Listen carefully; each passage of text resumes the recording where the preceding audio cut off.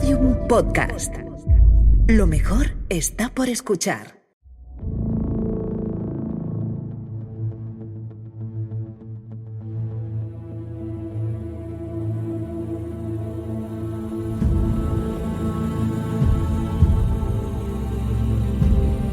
Dicen que en la guerra la primera víctima es la verdad, pero en el año 200 a.C., la primera víctima fue la civilización misma. Hoy veremos a un rey macedonio perder completamente la cabeza y prender fuego a la cuna de la filosofía, quemando los lugares donde enseñaron Aristóteles y los cínicos, en una ira destructora que no respetará ni a dioses, ni a hombres, ni a vivos, ni a muertos, ni a nadie. Pero mientras el humo de los templos cubría el cielo de Atenas, un poco más al norte, Filipo de Macedonia descubrirá un miedo desconocido hasta ahora para él. Hoy vivirás el momento exacto en el que el mundo helenístico miró a la cara a los horrores que traían las armas romanas. Prepárate porque hoy tenemos diplomacia, asambleas y mucho miedo. Hoy descubriremos que Roma no ha ido a Grecia a liberar a nadie, sino a dejar claro quién es el nuevo dueño del Mediterráneo. Te doy la bienvenida a Roma Aeterna.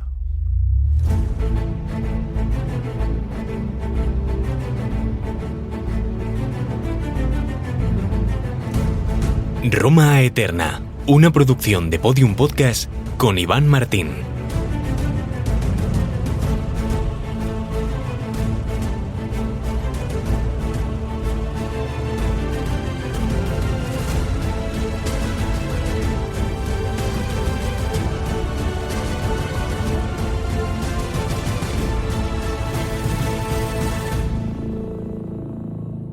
Programa 180 de Roma Eterna, 95 de la República, a 5 de los 100 de República, ¿eh?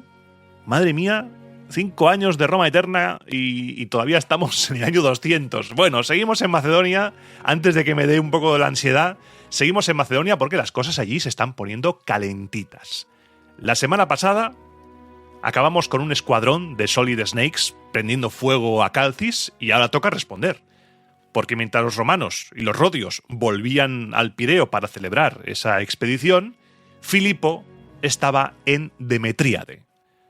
Cuando recibió la noticia de que su ciudad aliada había sido saqueada, ya era demasiado tarde para ayudar. Todo estaba perdido.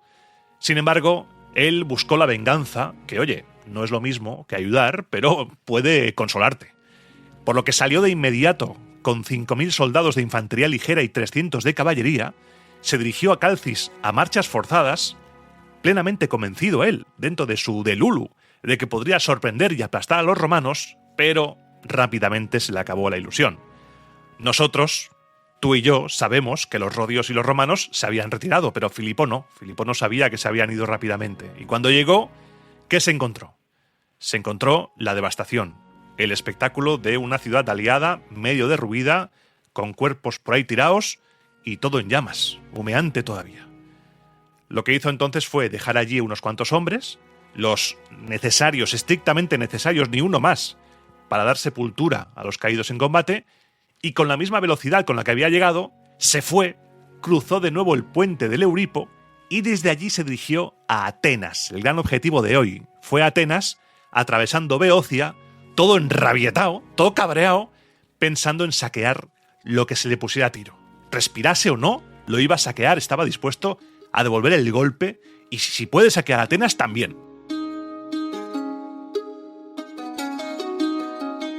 El plan habría funcionado a la perfección si no fuera porque nos cuentan las fuentes que un vigía, una figura que Tito Livio nos dice que los griegos llamaban hemeródromos, divisó la columna del rey desde su puesto de observación.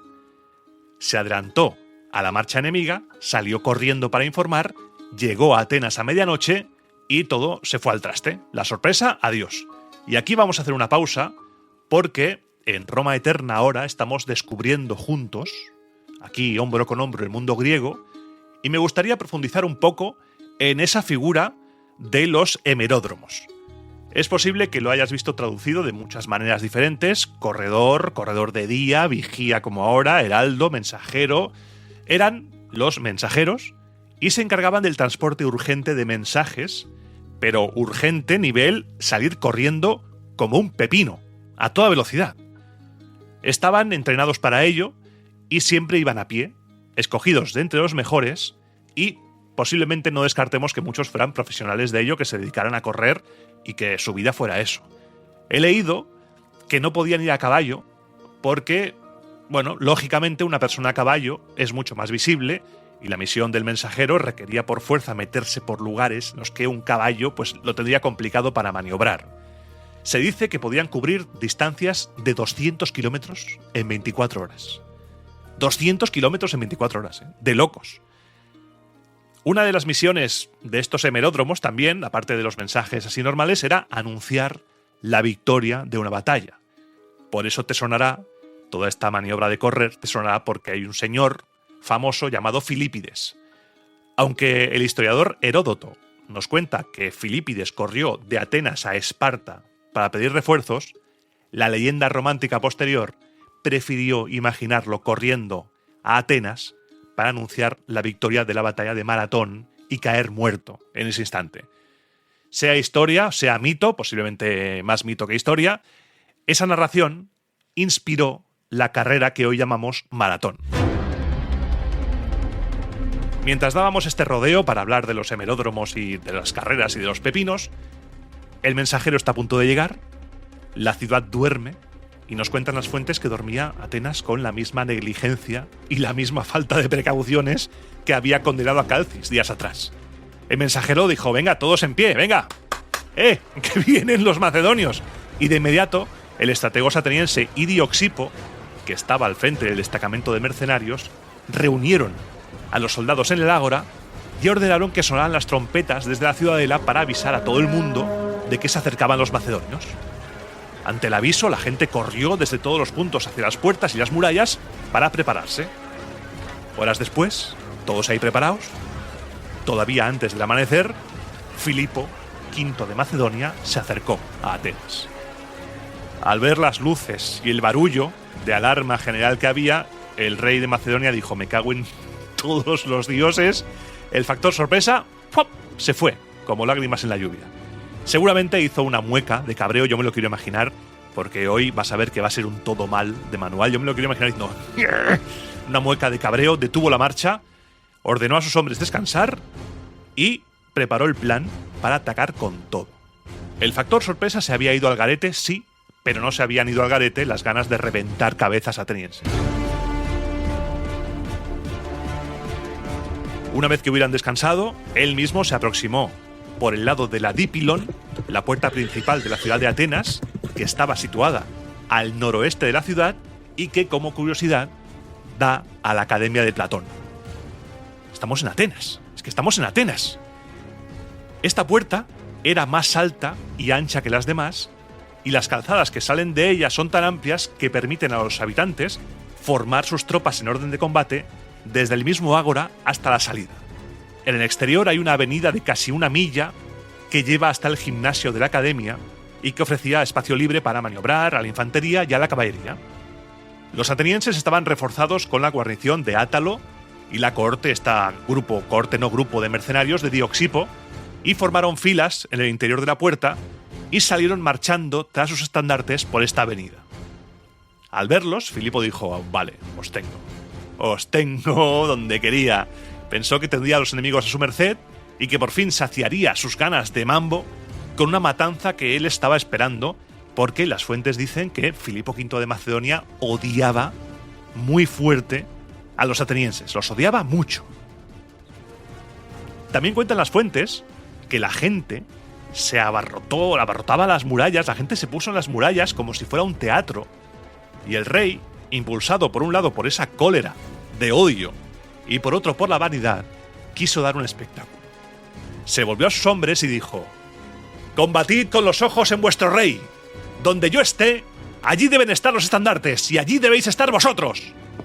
Y acto seguido lanzó su caballo a lo loco directamente contra el enemigo, seguido por unos pocos jinetes que como pudieron le siguieron, bastante por delante de sus líneas, el tío a lo suicida, infundiendo ánimo en sus hombres y pánico en los atenienses. Filipo, al cargar, hirió a muchos con sus propias manos, tanto en el combate cuerpo a cuerpo como lanzando proyectiles. Estaba pletórico, estaba on fire. hizo retroceder a los atenienses hasta la puerta, los persiguió sin tregua y provocó una carnicería mayor todavía entre los que se atropellaban unos a otros intentando entrar por el paso estrecho de la puerta. Pese a la temeridad del ataque, el rey logró retirarse ileso, salir a salvo, y su seguridad se debió precisamente a ese mismo caos que él había provocado. Los defensores estaban apostados en las torres de la puerta y no se atrevieron a atacar. No se atrevieron a disparar los dardos porque había ahí una tortilla de gente, era un revuelto, estaban macedonios, atenienses, todos, y no se la jugaron a disparar a sus propios amigos. Al ver que los atenienses mantenían a sus tropas resguardadas tras los muros, Filipo ordenó tocar a retirada. Estableció su campamento en un lugar llamado Cinosargo o Cinosarges, que también puedes encontrarlo, que era un gimnasio público que estaba extramuros, al sur de la Acrópolis, que albergaba un templo de Hércules y que estaba rodeado por un bosque sagrado. Pero Filipo seguía con ganas de marcha y la violencia no terminó con ese primer embate con los atenienses. Incendió el gimnasio ese de Cinosarges, incendió el liceo, y ojo, que no eran simples edificios, porque, según he leído que cuentan las fuentes, eran los lugares donde, por ejemplo, el Cinosarges, donde habían enseñado los cínicos, y el liceo donde había enseñado Aristóteles, donde se reunían los aristotélicos. Al prenderles fuego, Filipo estaba quemando la memoria de Grecia, estaba quemando la cuna de su filosofía. Además de los santuarios y lugares de recreo, estaba quemando un símbolo intangible. El fuego arrasó con todo. Ni vivos ni muertos se salvaron, porque también le prendió fuego a sepulcros, a todo. Al día siguiente, las puertas de Atenas permanecieron cerradas, como para no estarlo. O sea, con el bicho de Filipo ahí cerca, cualquiera abre.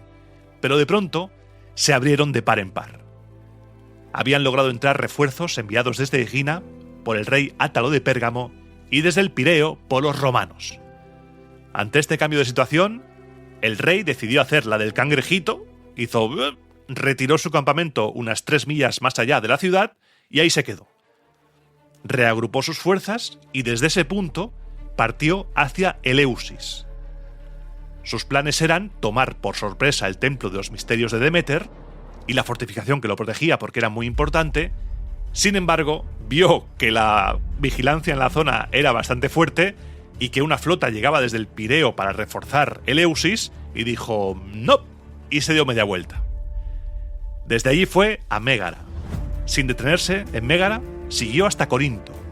Allí se enteró de que los aqueos celebraban su asamblea en Argos y decidió presentarse. Cogió a todos por sorpresa y dijo: «Hola, muy buenas tardes, soy Filipo y vengo a tu asamblea».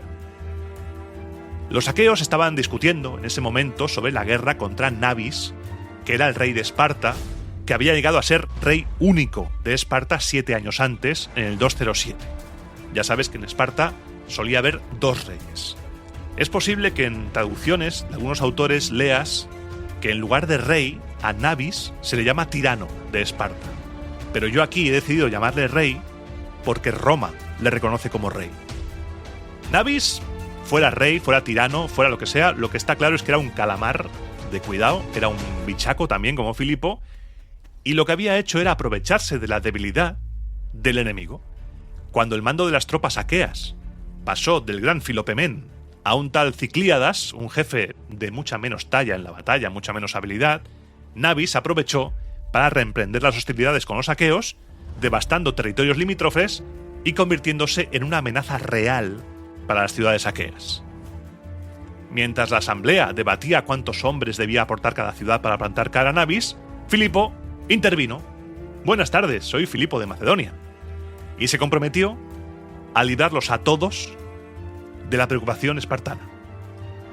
No solo Filipo impediría que saquearan las tierras aliadas, sino que además llevaría la guerra a su territorio.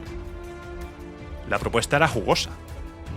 Vale, vais a eliminar a los espartanos, pero el rey enseguida añadió una letra pequeña. Siempre hay una letra pequeña, nunca te fíes, siempre hay algo ahí escondido. Y dijo: «Hombre, es justo, sin embargo, que mientras yo defiendo vuestras casas con mis armas, las mías no queden desprotegidas. Por tanto, si estáis de acuerdo, nobles aqueos, preparad las tropas necesarias para guarnecer Óreo, Calcis y Corinto.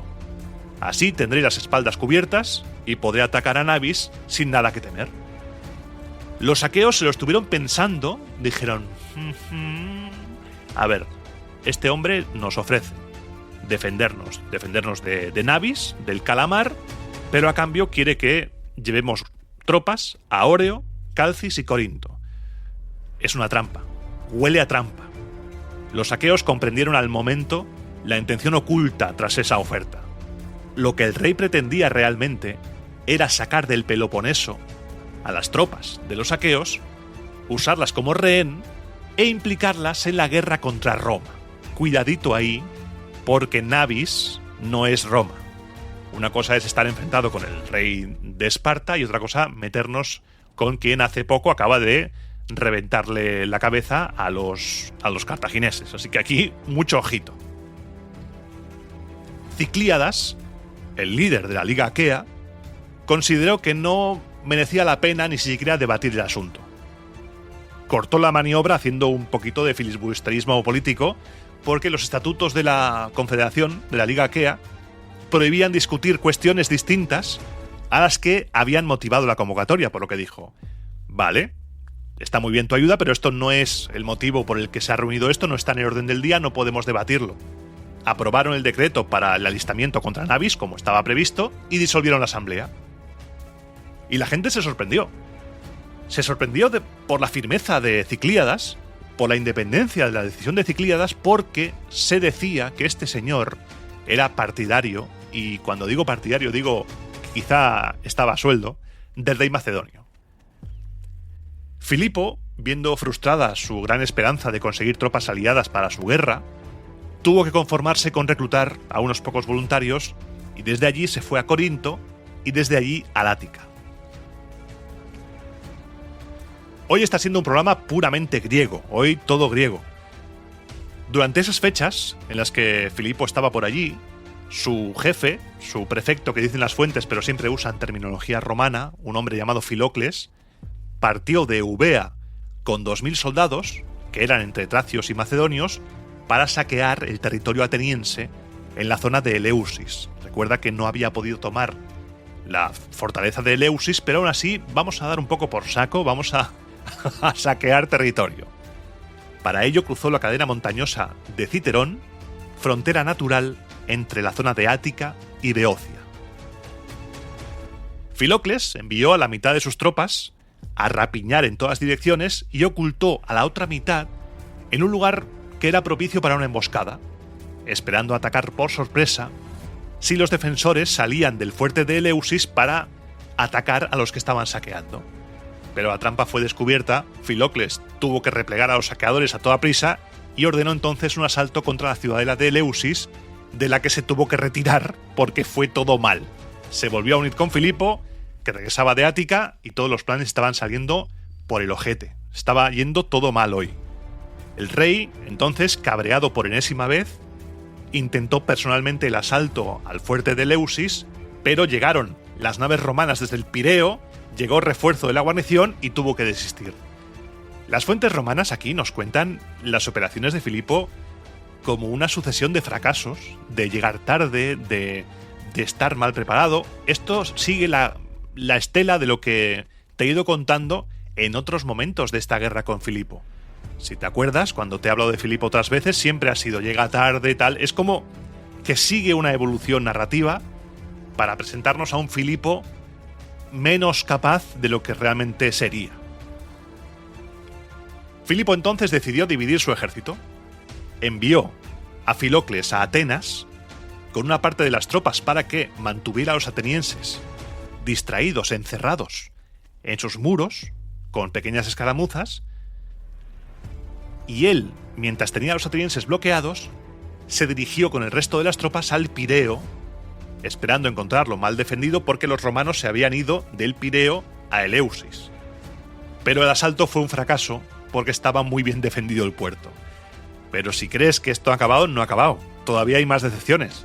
Desde el Pireo se fue a Atenas para intentar unirse al señor Filocles, pero también fue rechazado por una salida repentina de infantería y caballería en el estrecho paso del muro semiderruido que unía con sus dos brazos el Pireo y Atenas, el puerto y la ciudad. todo mal. Todo le estaba saliendo mal, o nos cuentan que le estaba saliendo mal. Con todo mal, los planes al traste. Seguramente él estaba cabreado tirando cosas en su tienda. Reunió a sus hombres y dijo: nos vamos. Renunció a la toma de Atenas, repartió de nuevo el ejército con Filocles y él se dedicó a devastar los campos, como hizo hace un rato.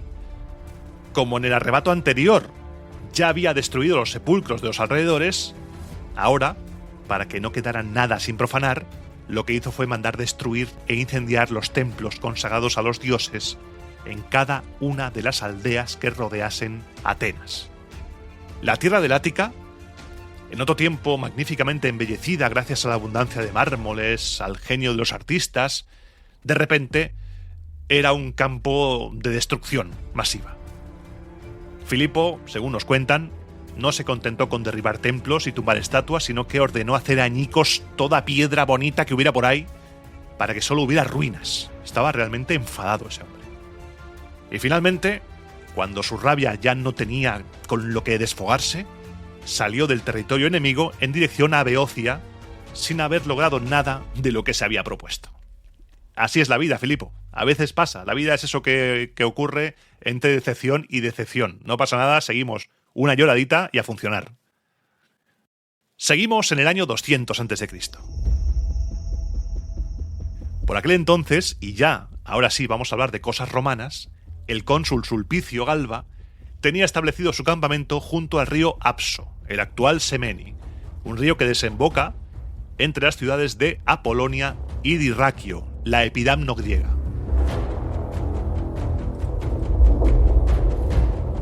Allí mandó llamar a su legado, un señor llamado Lucio Apustio, y le ordenó tomar parte de las tropas para lanzar una incursión de saqueo en territorio enemigo.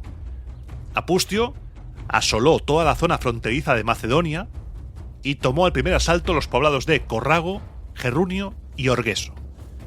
Su avance continuó hasta llegar a Antipatrea, probablemente la moderna Berat, una ciudad enclavada en un estrecho desfiladero. Antes de atacar esta ciudad de Antipatrea, Apustio convocó a los ciudadanos más notables a una entrevista. Intentó persuadirlos para que se pusieran bajo la protección de Roma, una fórmula diplomática que en realidad implicaba una rendición incondicional, confiando en la generosidad del vencedor. Sin embargo, los habitantes rechazaron esta oferta.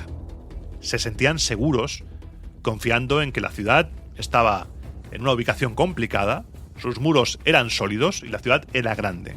Por lo que confiados dijeron: no queremos rendirnos a los romanos. ¿Cuál fue la respuesta romana? La respuesta romana fue la brutalidad más absoluta. Apustio tomó la ciudad de Antipatrea por la fuerza y tras ejecutar a todos los hombres adultos y entregar el botín a sus soldados, ordenó demoler las murallas e incendiar la ciudad hasta los cimientos. No quedó nada. Pero no porque fuera un sádico Apustio, sino porque esa acción pretendía generar lo que ocurrió después. Porque el terror provocado por la destrucción en Antipatrea surtió efecto inmediato. Codrión, a priori otra ciudad sólida y bien fortificada, se rindió a los romanos sin ofrecer resistencia. Dejó allí una guarnición y el legado Apustio tomó por la fuerza la ciudad de Gnido. No la ciudad de Nido de Asia, sino otra que está en la región de Dasarecia. Cuando la columna romana regresaba cargada con un botín considerable de Nido, Atenágoras, el prefecto, otro de los prefectos que nos cuentan las fuentes del rey de Macedonia, lanzó un ataque sorpresa por la retaguardia romana justo en el momento en el que cruzaban un río. El desconcierto cundió en las filas traseras, pero el legado reaccionó rápidamente, era un comandante bastante capaz, galopó hacia la zona del peligro, ordenó apilar los equipajes, los bagajes en el centro y formó rápidamente a sus hombres en orden de batalla. Las tropas del rey Filipo no pudieron resistir la carga disciplinada de los romanos, muchos murieron y otros cayeron prisioneros. Apustio logró llevar su ejército intacto de vuelta ante el cónsul y su recompensa fue ser enviado a reunirse con la flota para seguir trabajando. Tu recompensa es seguir guerreando. Y como la guerra contra Macedonia había empezado bien para los intereses romanos, tanto a nivel logístico, porque sí que se había comportado Roma más o menos con sus aliados, había estado yendo de un lado para otro, aunque en el programa de la semana pasada ya vimos como quizá podía haber hecho más en Ávido. La táctica de combinar apoyo a los aliados y ultraviolencia había funcionado bien y pasó lo que pasaba en estos casos. Comenzaron a llegar al campamento romano diversos reyes, jefes tribales de las fronteras de Macedonia, para ofrecer su ayuda a Roma. El equilibrio de fuerzas estaba cambiando y había pueblos que querían unirse a quien parece ser que era la potencia emergente en la zona. Allí fueron, por ejemplo, Pleurato, hijo de Esterdiledo, Arminandro, rey de los atamanes, y Bato, hijo del húngaro, líder de los dardanios, que ya había guerreado por su cuenta contra Demetrio II, el padre de Filipo. El cónsul Sulpicio aceptó sus ofrecimientos y asignó a cada uno un papel. Por ejemplo, a los dardanios y a Pleurato les dijo que, tranquilos, que recurriría a ellos cuando invadiera el corazón de Macedonia. A Aminandro le encargó la misión diplomática de empujar a los etolios a la guerra. A los enviados de Átalo de Pérgamo les ordenó que el rey esperara en Equina a la flota romana para acosar a Filipo por mar. Todos estaba colocando las piezas, unos presionando por un lado, otros presionando por otro, otros por el mar, y también se enviaron mensajeros a los rodios, embajadores a los rodios, para que siguieran presionando y participando en la guerra con Roma. Filipo, por su parte, no se quedó quieto. Envió a su hijo Perseo, que ahora era apenas un adolescente, pero que, dentro de no mucho tiempo, veremos en acción, lo envió a bloquear los desfiladeros que llevan a Pelagonia, asignándole un grupo de consejeros y amigos para que le ayudaran, ya que apenas el niño pues tenía experiencia y, claro, necesitaba ayuda. Además, el rey de Macedonia ordenó demoler las ciudades de Estíatos y Pepareto para evitar que se convirtieran en bases o en botín para la flota enemiga. Finalmente, despachó embajadores a los etolios, intentando evitar a toda costa que ese pueblo cambiara de bando ante la llegada de los romanos. Y esto va a ser clave. Si te acuerdas, hace nada, medio minuto o un minuto te he dicho que el cónsul Sulpicio le encargó a Aminandro, el rey de los atamanes, la misión de empujar a los etolios a la guerra. Y ahora Filipo lo está intentando hacer, pero por el otro lado, para que no vayan con los romanos. Y por aquel tiempo en el que estaba ocurriendo todo esto, estaba a punto de celebrarse una gran asamblea de los etolios llamada la Panetólica. La importancia del evento era capital, era crucial, y nos vamos a detener en este evento porque era tan importante que los enviados del rey Filipo tuvieron que acelerar la marcha para llegar a tiempo, porque ahí se iba a decidir todo. En ese lugar coincidieron los enviados de Filipo con el legado romano Lucio Furio Purpurión, enviado por el cónsul, y también con una delegación ateniense. Romanos, atenienses, macedonios, está aquí la historia antigua reunida en esta asamblea. A mí me estoy flipando. Como vamos a flipar también cuando lleguemos a Egipto, a meternos en Egipto. Y vamos a meternos ya en esta asamblea porque los primeros en hablar fueron los macedonios. Los macedonios se ampararon en el tratado de paz que habían firmado hace poco, y su argumento fue puramente conservador. Puesto que no había ocurrido nada nuevo, no tenían nada nuevo que decir y no había nada nuevo que hacer, y la paz seguía vigente. Recordaron a los etolios que las mismas razones que les habían llevado a firmar la paz con Filipo, tras comprobar lo inútil que resultaba la alianza con Roma, seguían vigentes. Y eso debía bastar para mantenerlo acordado, que no fueran a la guerra con Roma, sino que se mantuvieran ahí en la paz. Uno de los delegados macedónicos añadió con ese tonito de un poquito de pullita. Dijo: ¿o es que preferís imitar la desvergüenza, por no decir la frivolidad de los romanos? Aquellos que en Roma dispusieron que se diese esta respuesta a vuestros embajadores, la de ¿a qué acudís a nosotros ahora, etolios, cuando habéis hecho la paz con Filipo sin nuestro consentimiento? Esos mismos ahora os piden que hagáis con ellos la guerra contra Filipo. Antes pretendían haber empuñado las armas contra él por causa vuestra y en favor vuestro, y ahora os impiden estar en paz con Filipo.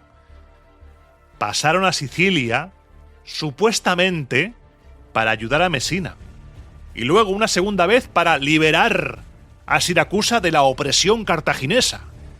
¿Y cuál es la realidad hoy? ¿Cuál es? Que tienen en su poder tanto Mesina como Siracusa. Toda Sicilia ha sido sojuzgada a los romanos, convertida en una provincia tributaria que vive bajo la amenaza constante de sus hachas y sus fasces. Seguramente imagináis que las asambleas allí son como esta que celebráis en Naupacto, donde elegís libremente vuestros magistrados y decidís sobre la paz y sobre la guerra. Os equivocáis, no os equivocáis, queridos amigos. En Siracusa, en Mesina o en Lilibeo, es un pretor romano quien preside la reunión. Se reúnen convocados por su autoridad y se le ve impartir justicia con arrogancia desde lo alto de su tribuna, flanqueado por sus lictores, amenazando las espaldas con varas y los cuellos con hachas. Año tras año, además, viene un pretor nuevo, un nuevo amo. No deciden nada. No es algo que os deba pillar por sorpresa, ¿eh? No, vamos, esto no es nuevo. Mirad Italia. Mirad lo que hicieron con Regio, con Tarento, con Capua. Por no mencionar a las más cercanas, sobre cuyas ruinas ha crecido la ciudad de Roma. Cierto es que Capua sobrevive, pero es solo un monumento sepulcral del pueblo campano. Su población ha sido enterrada o enviada al destierro.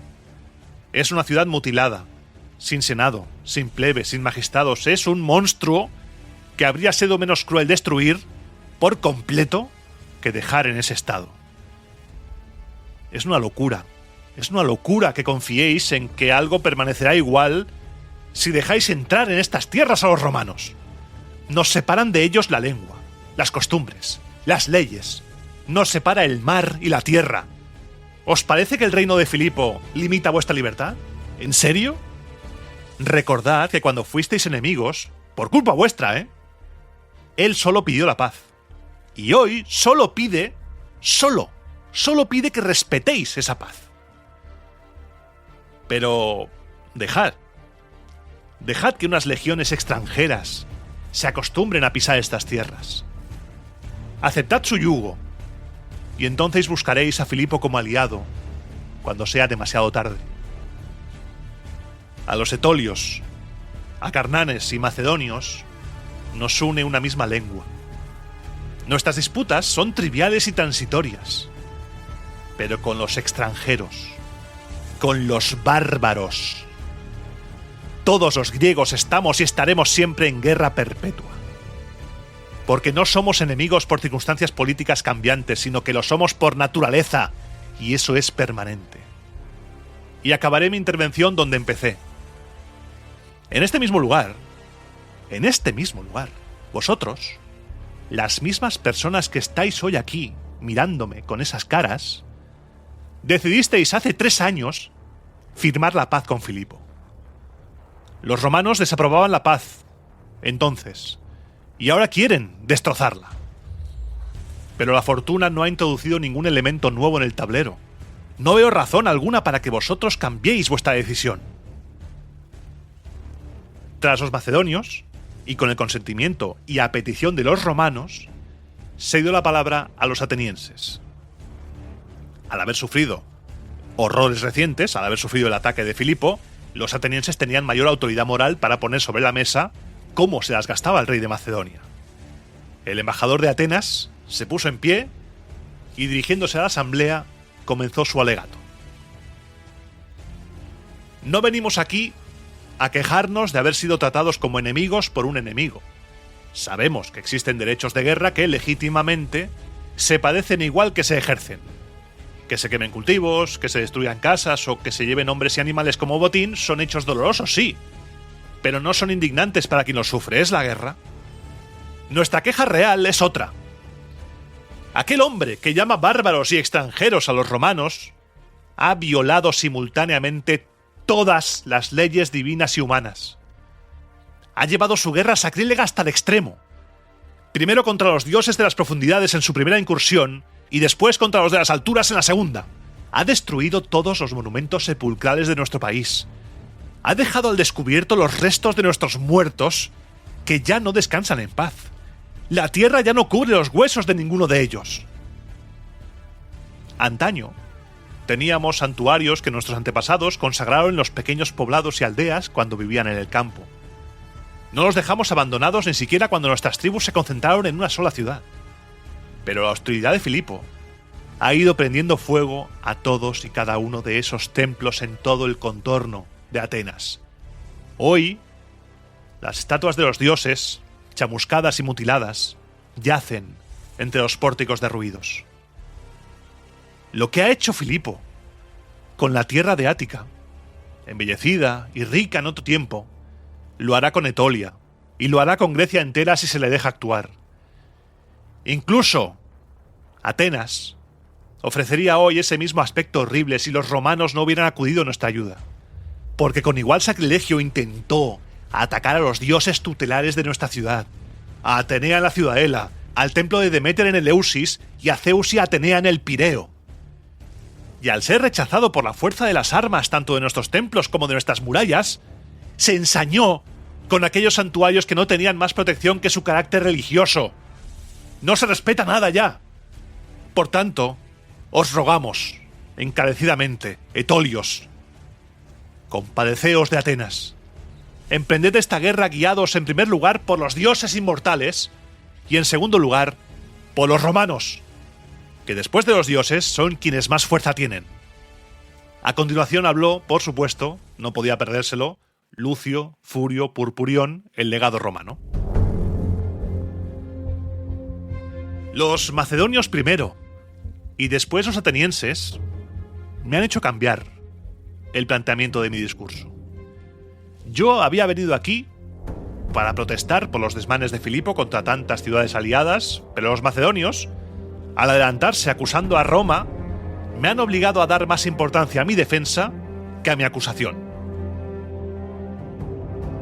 Y en cuanto a los atenienses, al relatar los abominables e inhumanos crímenes de Filipo contra los dioses del inframundo y del cielo, ¿acaso han dejado algo que yo o cualquier otro pueda añadir?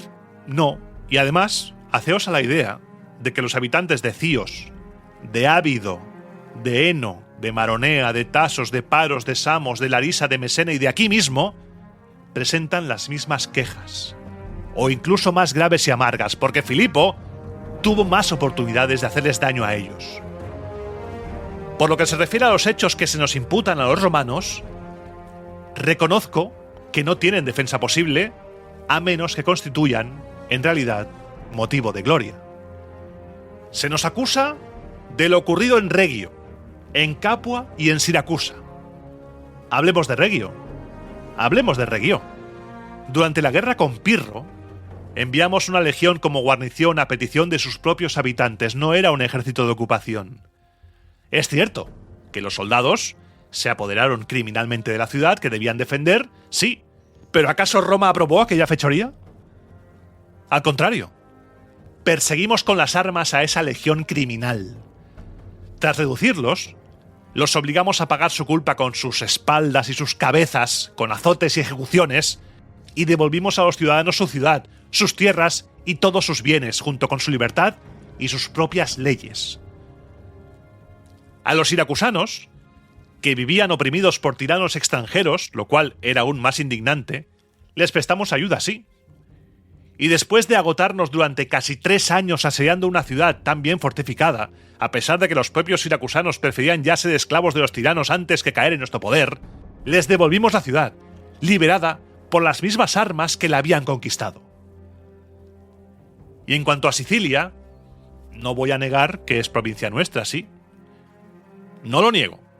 Y que las ciudades que tomaron partido por los cartagineses y pactaron con ellos nos pagan hoy tributos e impuestos. Al contrario, queremos que sepáis, tanto vosotros como todos los pueblos de la tierra, que cada uno recibe la suerte que ha merecido según su comportamiento con nosotros. ¿Acaso vamos a arrepentirnos de haber castigado a los campanos? ¿Un castigo del que ni siquiera ellos pueden quejarse?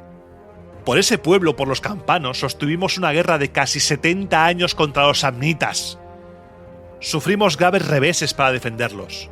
Los unimos a nosotros primero mediante una alianza, luego por derecho de matrimonio y parentesco, y finalmente les dimos la ciudadanía. ¿Y cuál fue su respuesta?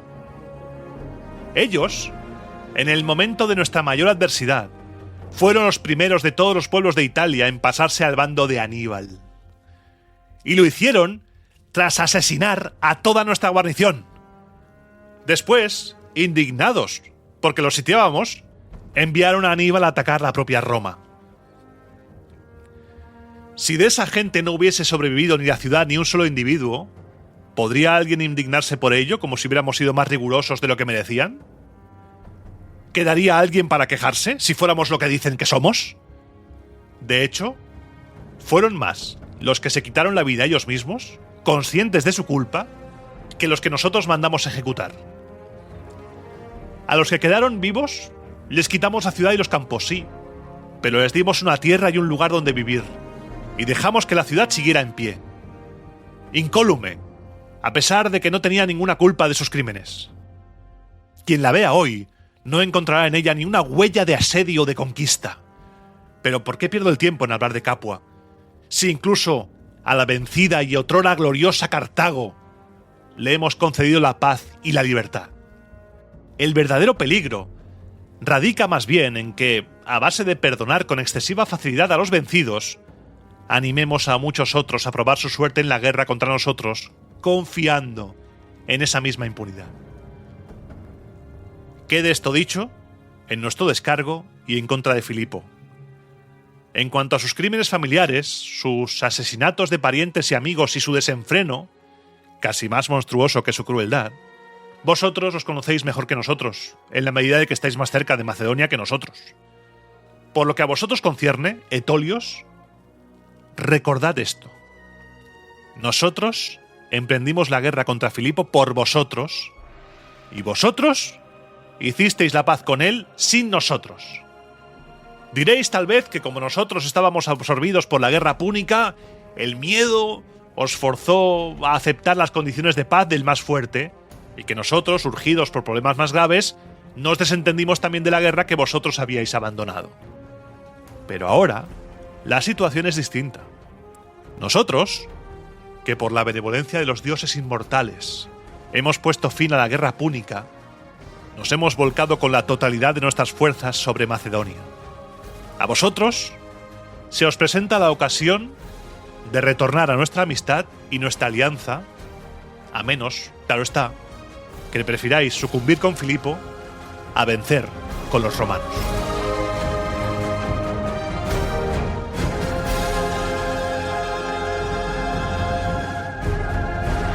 Tras la intervención de Lucio Furio Purpurión, el sentir general se inclinaba claramente a favor de Roma. Fue entonces cuando intervino Damócrito, el estrategos de los etolios. Se rumoreaba que había recibido ciertas mordiditas de parte del rey Filipo y, sin decantarse por ninguna de las dos opciones, dijo que en las decisiones tan trascendentes no hay peor enemigo que la precipitación, que las prisas. Aseguró que el arrepentimiento llega rápido, sí, pero que suele llegar tarde, cuando ya no es posible anular lo decidido previamente ni volver al punto de partida. Él pensaba que una decisión así tenía que madurarse con calma. Por lo que, con el objetivo de ganar tiempo, propuso un arreglo. Dijo, vamos a hacer una cosa. Puesto que los estatutos solo permiten debatir cuestiones de guerra o de paz en la asamblea panetólica o en la de las Termópilas, una que te recreé hace unos cuantos programas, podemos acordar allí mismo facultar al estrategos para convocar una asamblea extraordinaria en cuanto quisiera tratar el tema una vez madurado. Lo que allí se decidiera tendría validez legal, exactamente igual que si se hubiera tratado en las asambleas ordinarias. De esta forma, los delegados, después de estos discursos y de casi dejarme la voz, se fueron sin haber decidido nada.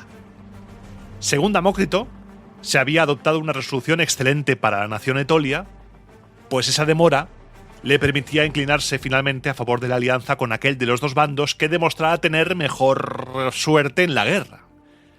Por lo que se dio carpetazo a la asamblea etolia con la táctica de verlas venir. Filipo, ya viendo que lo de la asamblea pintaba mal, estaba por su parte preparando la guerra activamente tanto por tierra como por mar, y concentró sus fuerzas navales en Demetríade, en la zona de Tesalia. Convencido de que el rey Átalo de Pérgamo y la flota romana saldrían de Egina al comienzo de la primavera del año siguiente, del 199, entregó el mando de la flota y de la defensa costera a Heráclides, quien ya había ostentado ese cargo anteriormente, porque él, el rey, se iba a ocupar personalmente de organizar las fuerzas terrestres. Estaba seguro de haber neutralizado dos apoyos importantes para Roma. A los etolios, por una parte, porque no habían dicho nada, no se habían decantado, y eso es bueno para el rey, y por otra, al haber enviado a su hijo a Perseo a bloquear el desfiladero de acceso a Pelagonia. Por parte romana, el cónsul Sulpicio no es que estuviera preparando la guerra, es que la estaba haciendo ya. Conducía su ejército a través del territorio de los dasarecios, transportando el trigo que había sacado de los cuarteles de invierno sin tocar sus reservas, pues para las necesidades así inmediatas le bastaba con lo que podía coger de los campos. Las ciudades y aldeas con las que se encontraba a veces se rendían voluntariamente, otras por miedo, algunas eran tomadas por la fuerza y otras las encontraba abandonadas porque sus habitantes habían huido a refugiarse en los montes cercanos. Estableció entonces un campamento permanente en las proximidades de Linco, al noroeste de Macedonia, cerca del río Bebo, y desde allí enviaba partidas a recoger trigo por los alrededores, saqueando los graneros de la zona. Filipo notaba la agitación que reinaba en el contorno y el enorme pánico de la población, le llegaban mensajeros informando de todo, pero como no sabía a ciencia cierta qué dirección había tomado el cónsul, envió un escuadrón de caballería para descubrir a ver dónde estaban estos malditos romanos. Lo que no sabía Filipo, y son estas cosas que son maravillosas, es que el cónsul estaba en las mismas. El cónsul sabía que el rey había abandonado sus cuarteles, pero ignoraba por dónde había ido. Y él también envió unos jinetes en misión de reconocimiento. Tú imagínate lo que es la vida, ¿eh? Porque estos dos destacamentos, que habían partido de direcciones opuestas, después de ir vagando largo tiempo sin rumbo fijo por territorio dasarecio, acabaron por coincidir en la misma ruta. Y se escucharon. Al escuchar unos y otros a lo lejos el estruendo de hombres y caballos, ambos grupos comprendieron que el enemigo estaba cerca. Y antes incluso de avistarse, ya habían preparado armas y monturas, por lo que el choque se produjo en el mismo instante en el que tuvieron contacto visual. Sin dudarlo un segundo, se lanzaron unos contra otros. Dio la casualidad de que las fuerzas estaban muy equilibradas, tanto en número como en valor, porque ambos bandos habían enviado a soldados de élite a reconocer el terreno, combatieron durante varias horas en total igualdad, y fue el puro agotamiento físico de los hombres y los caballos lo que interrumpió la pelea, sin que la victoria se decantara hacia ningún lado. El saldo fue de 40 jinetes macedonios muertos y 35 romanos. Sin embargo, la escaramuza fue inútil para la inteligencia militar porque, a pesar del combate, ninguno logró averiguar dónde tenía su campamento el otro. Todo fail. Hoy está siendo un programa de fails, de fracasos tremendos. Esa información de dónde estaban los otros llegaría finalmente a través de desertores, una de las fuentes principales de información en la guerra. Los que desertan del bando enemigo te lo cuentan todo. Filipo, preocupado por la moral de sus tropas y convencido de que ganaría el afecto y la disposición de sus hombres si demostraba preocupación por el destino de los caídos, ordenó, y lo estás viendo venir, ordenó que trasladaran los cadáveres de esta escaramuza al campamento. Su intención era que todos presenciaran las honras fúnebres y se encendieran en deseos de venganza. Pero lo que estaba calculado como una maniobra para infundir coraje terminó provocando el pánico absoluto en una escena que es pura propaganda. Porque, si te fijas, antes te he contado que el combate había sido muy igualado, pero lo que viene ahora te lo voy a contar dramáticamente, pero piensa que es pura propaganda romana. Porque estamos en la escena que define el trauma de esta guerra. Según las fuentes romanas, claro está. La que te cuento en el programa de la Gladius Hispaniensis. Tienes que entender la mentalidad, la lógica de esta escena, la mentalidad del soldado macedonio que llevaba siglos luchando contra griegos e ilirios. Estaban acostumbrados, según se desprende de este relato, por supuesto, a una guerra limpia de la falange, heridas punzantes de lanza, flechazos, cortes superficiales. Según esto, no sé, los soldados morían porque morían de causa natural, ¿no? Un flechazo, un pinchazo así y muerto. Y nos cuentan que lo que vieron en esos carros los macedonios no tenía ningún sentido para ellos. Tito Livio nos dice que, entre otras cosas, vieron brazos arrancados con el hombro incluido. Procésalo un momento. brazos arrancados, con el hombro incluido. Estoy así, estoy tocándome el hombro por la clavícula. No estamos hablando de un corte de bíceps o por medio brazo, no. Hablamos de un tajo vertical tan salvaje que entraba por la clavícula, partía hueso, partía todo, salía por la axila, separando toda la articulación y el pulmón casi de un solo golpe. Muslo de pollo. Tú imagínate el contramuslo. También vieron cabezas rodando separadas del tronco, cuellos seccionados hasta la columna, vísceras colgando. Aquello no era la guerra a la que estaban acostumbrados, era una carnicería. En ese momento de silencio, de horror, el ejército de Filipo comprendió que no se enfrentaban a hombres, que estaban ante auténticas máquinas de matar, quizá carniceros. Según esta propaganda romana, por supuesto, porque el objetivo es infundir mucha más ferocidad, mucha más violencia en el bando romano. Que tengan miedo los macedonios. El miedo no solo contagió a la tropa, sino que contagió al propio rey, que aún no se había enfrentado a los romanos en una batalla campal y que quedó profundamente asustado. Ante esta situación, Filipo tomó una decisión drástica. Mandó llamar a su hijo y a las tropas que defendían el desfiladero de Pelagonia para reforzar su propio ejército, dejando así el paso libre para que Pléurato y los dardanios pudieran invadir Macedonia. Con sus fuerzas reunidas, que eran 20.000 soldados de infantería y 2.000 jinetes, emprendió la marcha hacia el enemigo, guiado por los desertores. Se detuvo a poco más de 1 milla del campamento romano y fortificó una colina cerca de Átaco, atrincherándose tras un foso y una empalizada. Y aquí nos vamos a detener hoy. Y lo hacemos ante una imagen que define, según las fuentes romanas siempre, el cambio de era. El rey Filipo V, el heredero de Alejandro Magno, contemplando con horror los cuerpos de sus propios soldados. Filipo, al exponer los cadáveres mutilados, comete un error de cálculo. Cree que haciendo eso apela a la ira, a ese combustible de la guerra hoplita. Pero la ira requiere indignación. Y lo que provoca esta escena no es indignación, es miedo, es terror. Como analizamos en el programa dedicado a esta arma, la espada romana no busca solamente herir. El objetivo es sembrar el terror, es matar, punto. Es una máquina de guerra esto. Este miedo que recorre el campamento macedonio es el prólogo a la caída. Hasta ahora los ejércitos de Macedonia, las falanges, se habían enfrentado a ejércitos que jugaban bajo las mismas reglas de geometría militar. Pero los romanos no están aquí para jugar a ninguna geometría.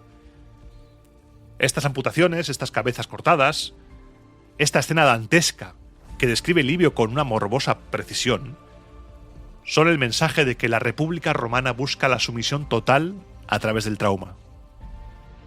En este momento, la Segunda Guerra Macedónica, como la posterioridad la ha llamado, deja de ser un conflicto por el control de Grecia para convertirse en algo más profundo. Estamos viendo el choque entre la vieja aristocracia de la guerra helenística y la maquinaria de destrucción romana. Filipo, que comenzó la campaña quemando templos y desafiando a los dioses, descubre, en ese momento, que quizá ha despertado a un demonio mucho más peligroso de lo que él mismo imaginaba.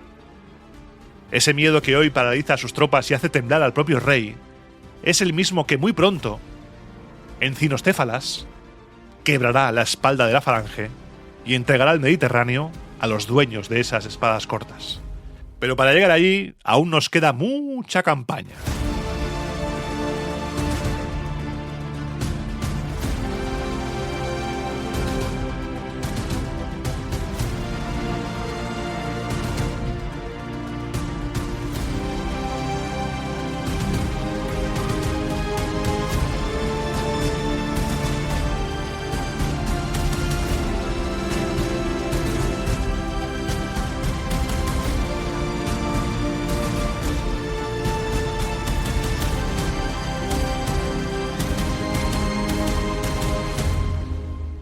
¡Buf!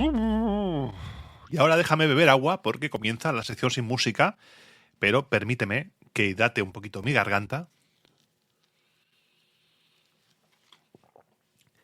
porque ha sido un programa intenso.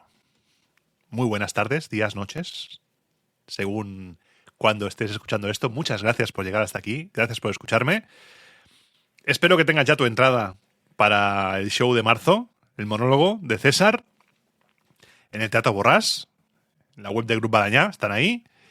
Y hoy, en la sección Sin Música, tenemos que hacer un repaso a esto que estamos viviendo. Le he querido dar más énfasis al tema propagandístico del final de esa escena, porque sí que es verdad que es una escena muy potente. Es muy potente, pero claro, antes te cuentan que la batalla, la escaramuza entre los jinetes había sido igualado. Esa destrucción no encaja con esa descripción. Tú me cuentas que la batalla es igualada y luego me dices que hay cabezas volando. Brazos cercenados del hombro. ¿Pero qué me estás contando, Tito Livio? Deja de inventar cosas. Deja de inventarte las cosas. No casa una cosa con otra, porque si es un combate igualado, hay bajas por ambos bandos, pero en el mismo combate cuentas esos horrores porque los ves. Tú ves a tu compañero con la cabeza volando de repente y echas a correr. No es un combate igualado que aguantas hasta que los caballos y los hombres estén agotados. No. Escapa de ahí. Escapa. Vamos, y el brazo como un contramuslo de pollo. Es una escena increíble. Cuando estaba haciendo el programa y llegué, ya dije, anda, ya he llegado aquí, a la escena del programa de la espada, de la Gladius. Es pura fantasía. Es pura fantasía fruto a vertebrar un relato que estamos viendo que se está puliendo en varios frentes. Por ejemplo, lo de que te contaba también de la ineptitud del rey, de siempre llego tarde, siempre llego mal. Es como un recorrido, un personaje que mantiene esa consistencia. Se ha creado la figura de Filipo que llega tarde siempre. Luego Filipo que cuando llega lo hace furioso. Luego Filipo que tiene miedo a la de los romanos. Pero ahí está la gracia, ahí está la magia. Intentar ir más allá del relato.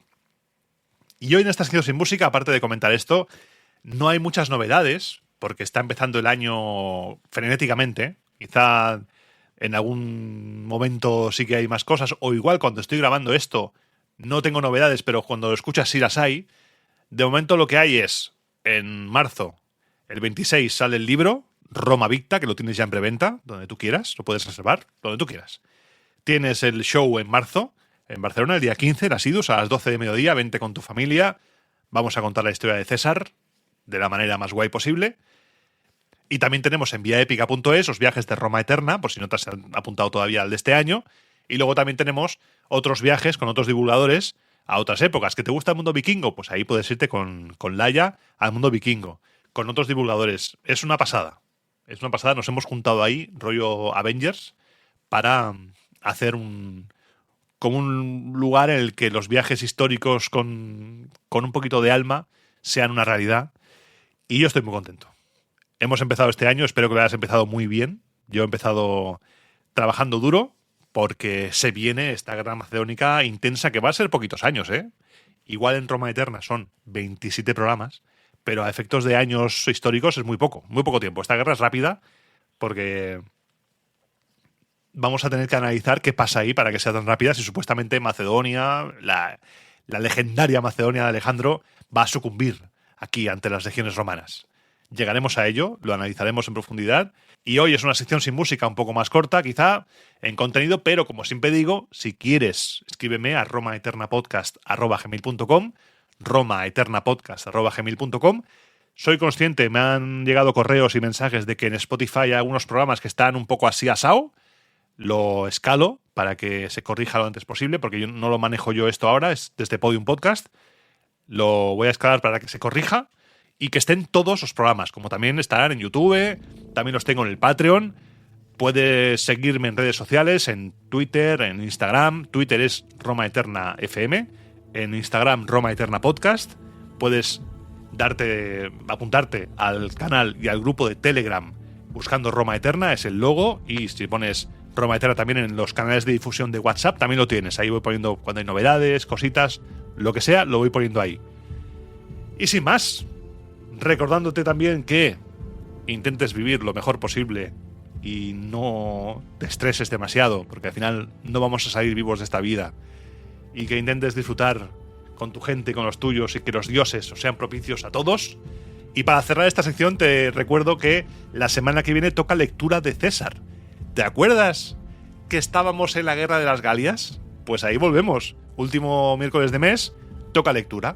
Así que te deseo una semana espectacular y, como siempre digo, te espero dentro de 7 días, pasaré lista, en el próximo programa de Roma a Eterna.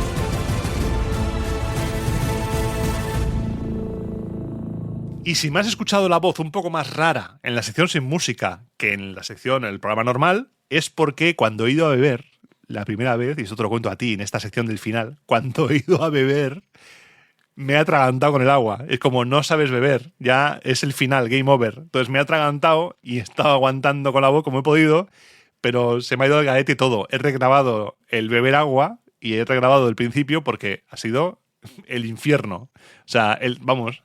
Lo más grande, se me ha ido por el otro lado. No sé beber, ni agua ya, para lo que hemos quedado. Muchas gracias por llegar hasta aquí, por aguantar las chapas romanas. Te mando un fuerte abrazo y te espero en el siguiente, ¿eh? En el siguiente de esta sección de final. No faltes. Hasta luego.